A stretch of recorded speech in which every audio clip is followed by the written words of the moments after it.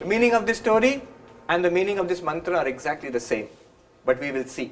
We'll try to understand it. At least intellectually, let's get a grasp on what they are saying. Whether you will be convinced or not, that comes later. But understanding comes first. What he is saying is, I, who am I? The ego. So this is a specific type of yoga, it seems. Like the practice, the process. Is it Raja Yoga?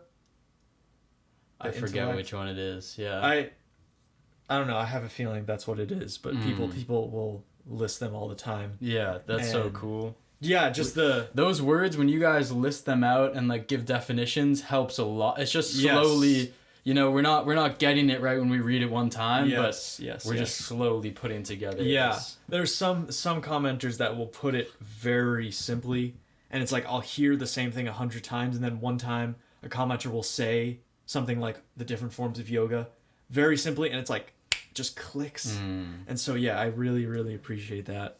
But this is the yoga of the intellect. Yes. It seems like we're taking the route of intellectually beating out the mind. Yeah. To realize oneself, which is similar, it seems, to how someone like Jiddu, UG, yeah. So we're on that train right now. I like it. You can just the cool thing is you could just put on that hat. Yeah. You know, you could recognize the teacher, you put on that hat, and you're like, let's go. Let's do it. I love it. I'm here for class. I'm here for class. You can call it the knower also. Knower. Is it visible or it's too small? Too small. Okay, I'll write a little large. Now you have the waker. Janak Raja, when he was awake, you all of us, we are the waker now. We are in the waking state, hopefully. Some may be drifting off. And this waker, what does he or she, what does he experience? The world, the waking. Another thing that kind of really got me the other day in a conversation you and I were having was we were talking about, say, if we were ever in a situation where we could meet someone like a Sadhguru. And you said, oh, I think I was saying how I can't even imagine what energetically that would feel like. And that would be the only reason why I would go. Yeah. Is to like energetically feel him. Yeah. Not, it doesn't really matter what he says. Yeah. And then you said, you were like, oh, I don't know how I'd feel about that because most of my deepest experiences have been like in the in-between sleep and not sleeping state, or in those lucid dreaming states. And it just hit me, like, what if that's what you, like, what if that's your point? Like, you go see Sadhguru and you just enter a non-waking state, and that's where you get the teaching. The way you said it was cool too. You were like, yeah, what if you just like slipped into something like that? Oh, and I was like, yeah. That changed my whole perspective on what it could be like meeting someone like that, you know? And just revitalizes the whole idea of how dynamic these teachings are. Yes. You know, like if you're looking to grow spiritually, you need to stop looking. It's like you need to give up on that. Oh yeah. Cuz you know, it's going to be like the amount of times that there's been a poetic teaching because of like some action I take, an immediate consequence of that action, and then like something that happens with a leaf 10 minutes later, and it just like all clicks together in a way that you're like, oh, I need to stop doing that type of thing. Yeah. And it's like, how did those three things get me to that? Incredible. But the only way you're going to be there for it is if you're fully. Yes. And if you, because my thought there is that you're listening to Sadhguru and other people might perceive that you falling asleep is you not paying attention. Yeah. You know? So the only way you could do that properly and just be there for whatever is to drop all that external. And it's like, I am here so fully, and it doesn't matter what anyone else thinks. Yeah. World.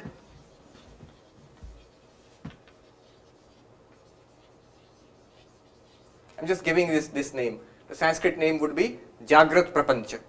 So the Sanskrit term is Prapancha.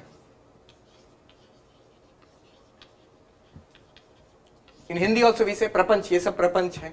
The term comes from Pancha. Pancha means 5. The idea was there are 5 elements out of which the world is constructed. Prapancha Prakrishtena Pancha. By the elaboration or mixture of these 5, the entire universe is constructed. Anyhow, cool. the general idea is Prapancha. You know what I really want to learn Hindi. That's just all of a sudden become something I really want to do, because they have singular words to describe things that I try to describe with like many sentences. I don't know if that's Hindi or Sanskrit. Oh, Sanskrit. I'm not sure which one. Yeah. But yeah. Maybe I need to learn both. Yes. Maybe I'll learn Hindi and be like, I learned Sanskrit now.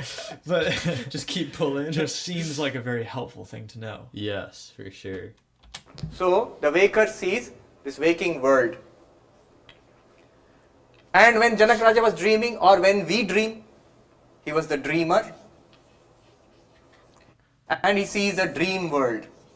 And there is another state which we all go through, where we are neither awake nor dreaming, absolutely in deep sleep. No dreams are there.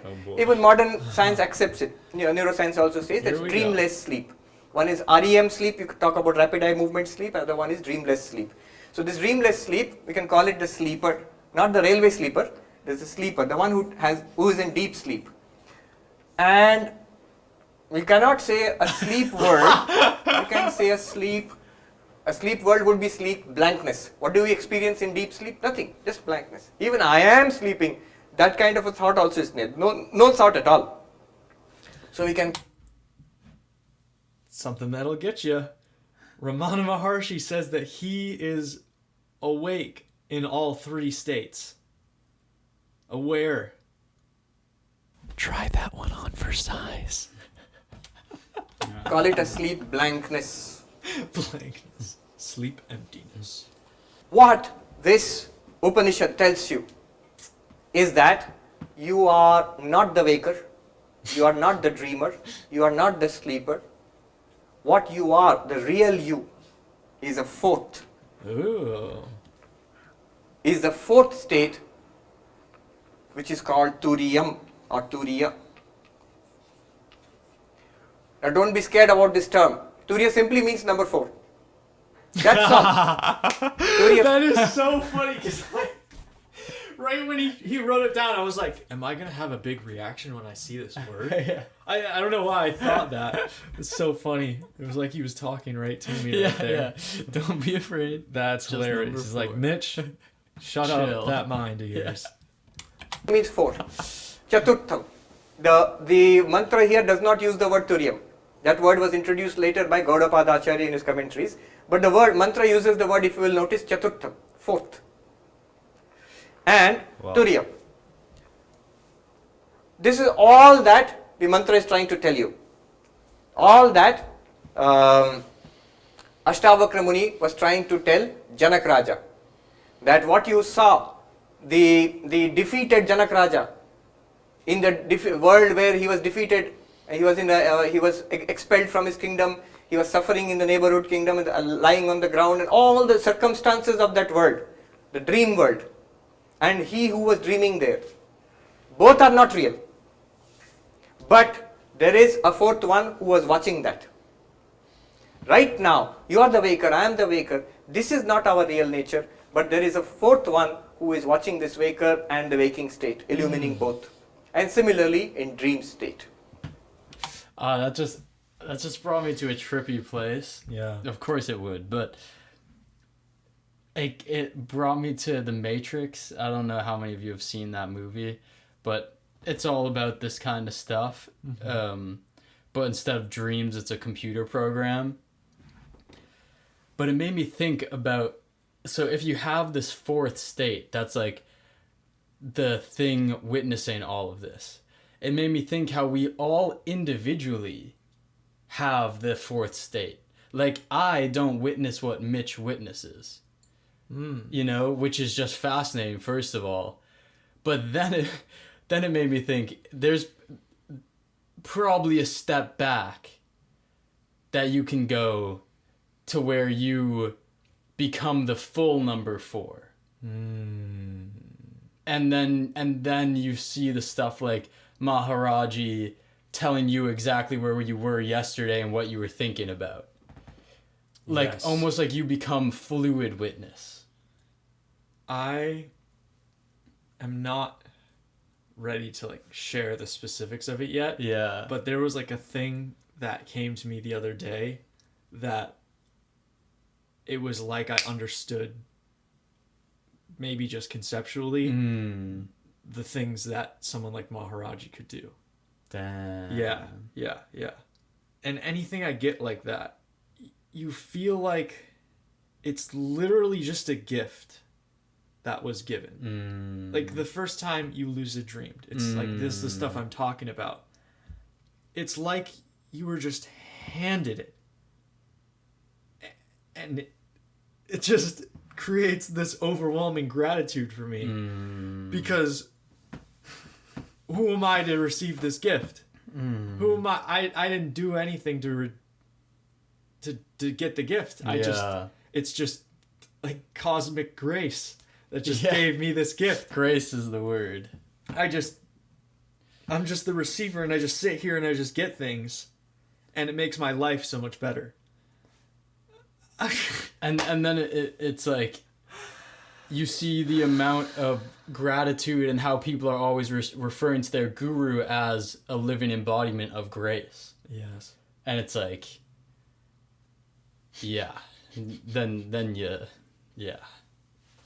That was another thing with that Ram Dass movie that we watched last night. Yeah. It was just seeing everyone talking about Neem Karoli Baba and the way in which they all became teary-eyed just thinking. Just being asked an interview question about their guru, they would get teary-eyed. And it's like, I don't care who you are, what you believe. Yeah. You can't see that and deny that. Yeah. You know. Yes. You know how deep it goes. Yes. That's been a crazy one for me. The back and forth that I've been having. It hasn't really been a struggle. It's just been like more of an observation. It hasn't like been this intense thing of I have at any time the option to go somewhere, to go seek out a guru, seek out going to temples or consecrated places, or just go straight to the Dhyana Linga. You could like drop everything, put all your money towards it, go. Yes. Yeah. Exactly. I could do that at any moment. And there's the other side that's feeling that's felt like for a while that thought that I could do that and the action of doing it could be a hindrance. Thinking that I need to go somewhere to do something to be enlightened or whatever. Yeah. And who am I to do that? So that's been an interesting back and forth. I feel like I'm in a position right now where I'm just sitting here doing my thing, and I'm just going to follow my feeling. And so if one day it's like, oh, that has to happen, it can't. I think my thing is it can't be from a desire for anything. It's like if I'm going to desire then something, you immediately have expectations. you're just like and then tough. that will hinder me. Yeah. So it's I guess the piece that I found in it is that the thing can happen, because Sadhguru says that you can experience something with a guru that happens in an instant that could otherwise take lifetimes to achieve. So I feel like I want to be rooted in, I don't have to do anything, I don't have to go anywhere to experience anything. Yeah. But also at the same time be open to that if it comes my way. Yeah. So that's where I'm at right now. I'd love to hear your take on all that stuff too. If that's something that you toy around with ever. Yeah. It also makes me think of how someone like Sadhguru or a Ram Dass or whatever will also talk about the fact that there are ways in which contact happens with these beings that's beyond physicality, Oh you know? my gosh. And it's like, you never know when someone's just going to give you a piece of advice and you're like, I mean, of all the videos we've watched, of all the things I've read, the most impactful teachings I've ever received were 2 in a dream. And I've also never lucid dreamed. I have only recently put more significance into my dreams. And it was like a direct transmission yeah, via dreams. energy doesn't have bounds. Yeah. This is the basic idea. I'll explain it with the help of an example. What is the reality? The reality of the real you, answer to this question This camera is, guy. who am I? According to this mantra is, you are this Turiya, the 4th. It's like roll number 1, roll number 2, roll number 3 and roll number 4. The Upanishad begins with this statement, Soyam Atma Chatushpad. Who am I? You have 4 aspects. You have 4 aspects. The Upanishad begins in the first mantra. The 4 aspects are these 4. Among these 4 aspects, 3 are false, 1 alone is real. 3 are false, 1 alone is real. Now the interesting thing is, the Upanishad says this is real, this is who you are, the answer to the question, who am I? Check. But we are not aware of anything like this. If you talk about the waker and the waking world, we are aware of that. This is what we know, what we are right now experiencing. You are the waker, Mr. or Mrs. So-and-so, or Miss So-and-so, or Swami So-and-so, experiencing this classroom. This is the waker experiencing a waking world. This is what this is. And when tonight I'll go and sleep and dream, I have certain experiences. I will be in that dream also. Then I am the dreamer, I am experiencing a dream world. And when I go into deep sleep, blankness, nothing, absolute blankness. There you can call it the sleeper and experiencing a sleep blankness. Remember, the sleeper, for example, in the sleep world, there is no... It's crazy because experiencing blankness doesn't even seem like an experience. You know, like that's the weird thing to me about like defining, but I guess potentially some people do have an experience of that. Yeah. But it's like, I can't even conceptualize that space. Right. That's how blank it is. Is there a nothingness that we exist in every day when we sleep, or once in every 24-hour cycle? Is the deep sleep? Well, yeah, it's like the blankness. That sounds like the void, the nothingness, the emptiness. That's talked about a decent amount in this work. But it's interesting because like emptiness seems like it only has anything if it's like an emptiness experiencing the thing, or like recognizing the emptiness in the thing, like in the wake or in the dream. I get what you mean. And then it's just emptiness to the point where there's nothing. Like, yeah. The cool thing is, sheesh. I was just watching a Papa G video the other day, and he goes, your thinking mind and plus your desires is what creates all of your suffering. You don't need to create bliss, you just need to eliminate those 2. Because he says, Thinking mind and desires need to be eliminated. Yes. Or controlled in a way, whatever you would say. Bars. And so he says, you exit a deep sleep, you wake up and you say, I had a blissful sleep. But nothing was happening. You wake up after sleep state where you were not aware, and you also had no desire. You weren't thinking, your mind wasn't present, your body wasn't present, and you wake up and you say, it was incredible how he said it. He was like, you wake up, you say, my sleep was blissful. And then he looks around and he goes, isn't it? Isn't it? It's like, how could you deny that? Yeah, it's like you plugged into the charger or something during that time. Yes. And it's like, yes. I need to be completely off right now. And it's like you don't do anything, you just shed the layers. Which is the crazy part. It's like the self-realization. That's why I like that word, is because it's like you realize you're there, and it's like the layers come off and you don't do anything.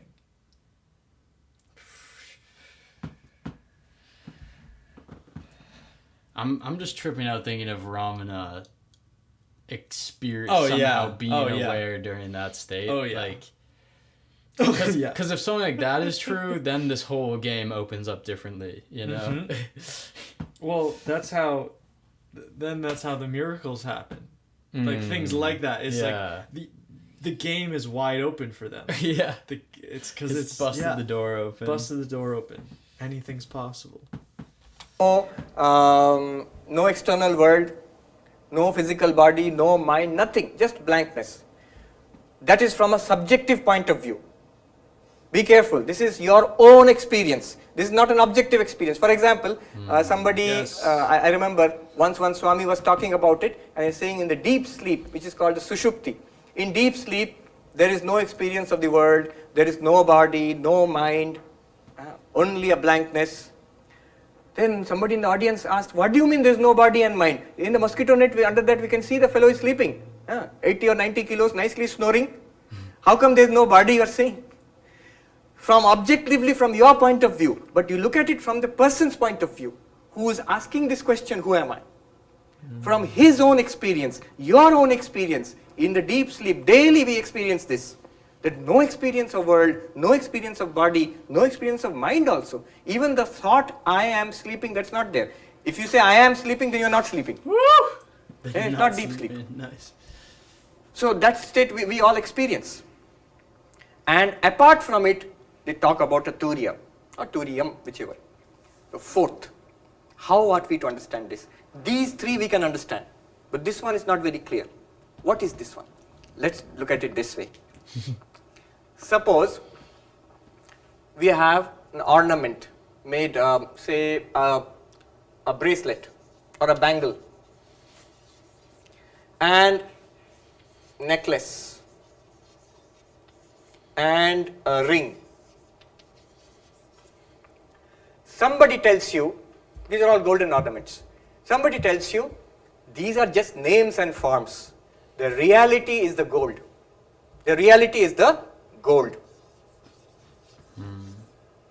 It's a golden bangle, golden necklace or golden ring, but the reality is not the bangle, necklace or ring. The real substance is gold. And there's an interesting story about this. One Sethji, whose business was not going well, he went to take some loan, girvi rakhna. So he took his Ganesha and put it in the pawn shop and he said, you give me some loan. And the jeweler, he weighed it and he said, Ganesh ji ka kya rate doge? This is the rate. This is the rate at which I will purchase the Ganesh statue, or I'll give so much money for that. And Ganesh's Vahan is there, the mouse, the chuha. And the jeweler also weighed that and gave the same rate. Sethji was furious. क्या करते हैं आप? गणेश जी का जो rate चूहा का भी वही rate? How is it possible? Then the jeweler said, अरे साहब आपके लिए तो गणेश और चूहा है, हमारे लिए तो सोना ही है. I see it as gold. So I am weighing the gold and giving you the rate of that. So the gold is the reality, the substance.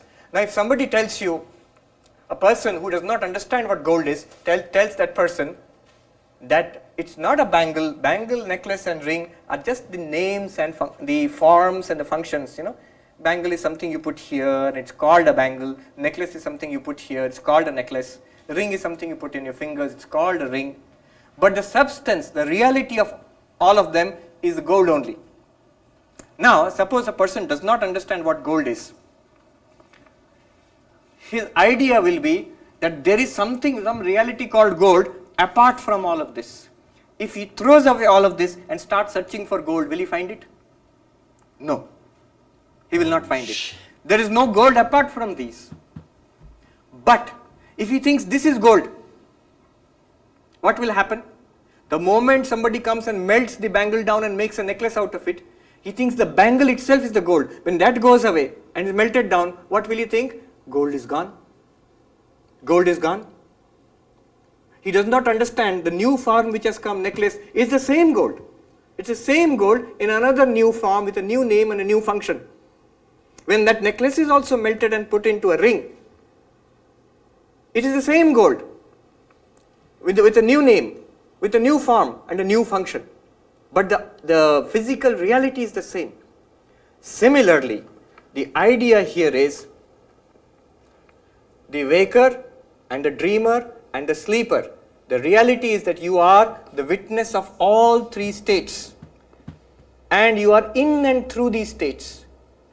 The idea is that there is no fourth separate reality called Turiya. It is the same reality which is now being called a waker in the waking state. It is the same person, same reality, same consciousness which will be called a dreamer in the dream state. It is the same reality which will be called the sleeper in the sleep state. What is the difference between these states? Here we are in a physical body with the sense organs. We are interacting with the physical world, and this is the waking state. So waking state, there is a great preponderance of the physical body and interaction with the physical world through the sense organs, with the indriyas. So here the term they use is bahishchitta, extroverted consciousness, consciousness which is flowing out into the world. The dream world, they are very commonsensical, the Vedantins. They know the dream world is simply constituted out of our experiences in the waking state.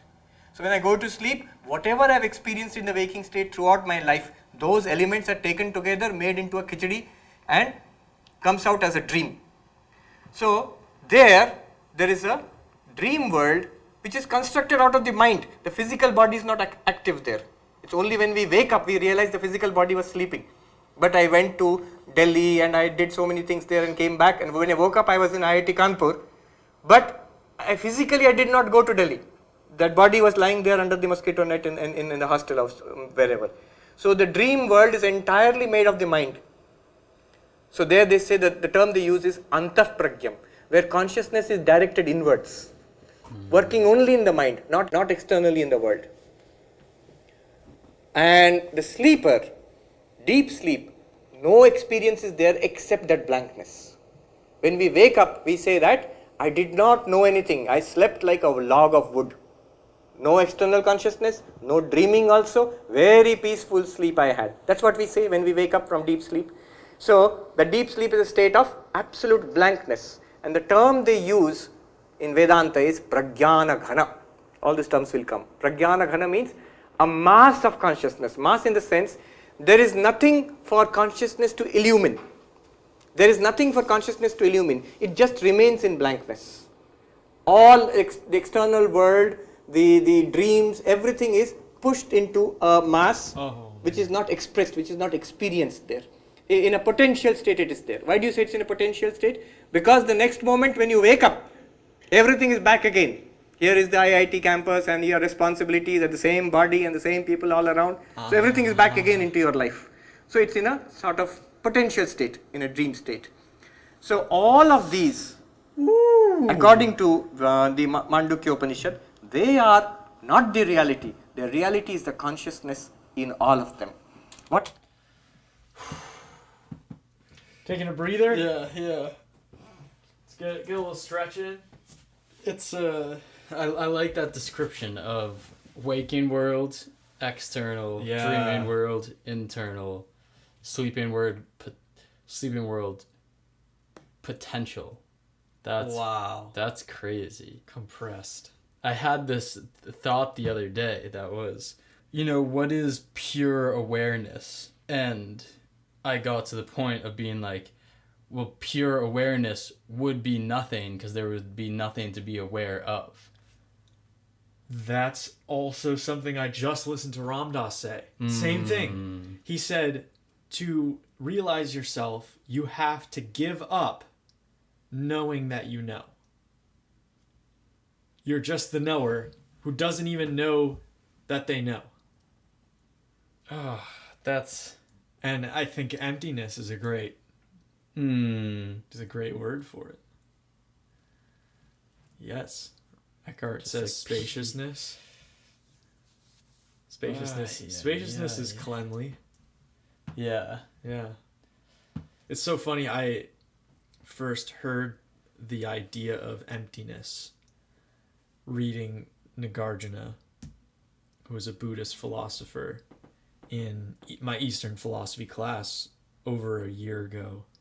And I had nothing to do with it when I read it. It was so funny. I was like, this is like the opposite of this passion for life that I identify so strongly with. And now it's like all I can think about is emptiness. all I'm doing is like becoming empty. It's so funny how that works. Wowie. What they are saying is this: just like gold is apart from all of them and yet in and through all of them. How is it apart from all of them? When bangle goes and it is made into a necklace. So necklace is not a bangle. Necklace is not a bangle. Bangle is not a necklace, but both are gold only. Similarly, when the necklace is transformed into a ring, the ring is not a necklace. Necklace is not a ring, but both are gold only. So gold is apart from bangle in the sense that when bangle goes and is made into a necklace, gold survives. When necklace goes and is made into a ring, gold survives. So gold is there in all of them. They are apart from each other. Similarly, the waker is apart from the dreamer is apart from the waker, but there is something continuing in both of them. That is the Turiyam, the fourth one. Similarly, the dreamer is apart from the sleeper is apart from the dreamer. But you own up, all of us, we own up. It was my dream and it is my deep sleep. And it is my waking. Who is that one who is saying it is my waking, my deep sleep, my dream? Very good. That one is the consciousness which is apart from the waking self, apart from the dreamer self, apart from the sleeper self, and yet in and through all of them. So that this Turiyam, the reality, is right now here. It is here now. But it is not exactly the Mr. or Mrs. so and so. What is added to the Turiyam are the circumstances of the waker. It goes like this. Just like gold, you have consciousness. Just see. You are aware of this class now. Before this class was not there, something else was there in your life. Now this class is going on. After some time this class will be over. Something else will come. You maybe will go back to your hostel or your house. So a new circumstance will come.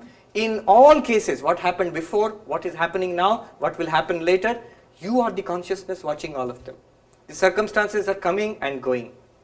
Look at your own body. You see yourself as a young person or a middle-aged or an old person. Remember, the same consciousness was watching when you were a 10-year-old kid, when you were 20 years old, what you are now, and it's the same consciousness which will be watching when you are much older. So the body is changing continuously. The consciousness which watches the same. How can you say it is the same? Because it's our experience. We own up to it. I was the one in the 10-year-old's body. I am the one in the teenager's body. I am the one in this middle-aged body. So who is this continuous I? Because the body is changing. Body is continuously changing. Similarly, the mind is also changing. Imagine your mind when you are in, say, class 10. You're sitting for your class 10 examination. Why I'm saying class 10? Because everybody remembers the class 10 board exams. And the first big board exams which you had to face. So imagine your mind at that time. What you knew, what you did not know, what you liked, what you did not like, what you wanted. And just imagine, compare it with your mind now. You know so many things more.